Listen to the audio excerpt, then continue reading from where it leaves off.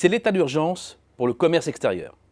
À 65 milliards d'euros en 2017, le déficit s'est considérablement creusé l'année dernière et 2018 s'annonce pire encore. Cela s'inscrit dans une longue suite de contre-performances, 14 exactement. 14 années durant lesquelles la France a continuellement été dans le rouge, donnant au déficit commercial un caractère structurel. Cette descente aux enfers est la conséquence d'une double cassure, interne et externe. Interne d'abord.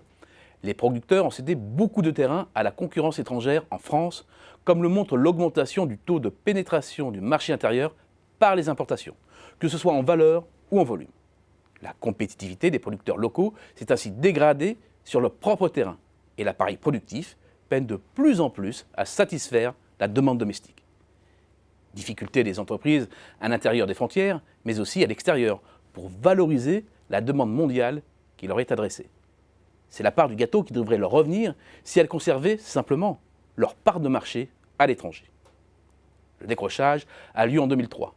Depuis, l'écart entre la demande mondiale adressée à la France, qui a doublé, et les exportations, qui ont progressé de 50%, n'a cessé de se renforcer pour atteindre un niveau record en fin de période.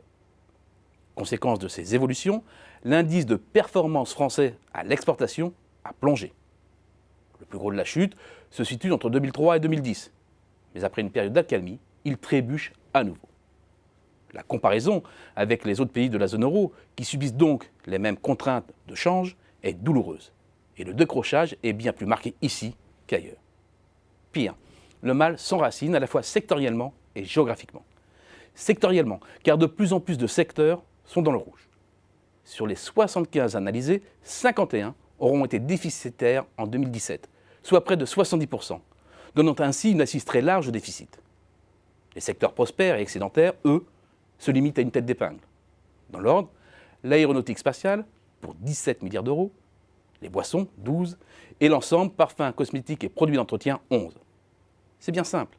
Les seuls secteurs excédentaires dégagent un surplus d'un peu moins de 62 milliards d'euros, dont les 2 tiers sont générés par ce trio. Et cette concentration est une faiblesse. Elle se retrouve aussi sur le faible nombre d'entreprises françaises exportatrices. 124 100 environ.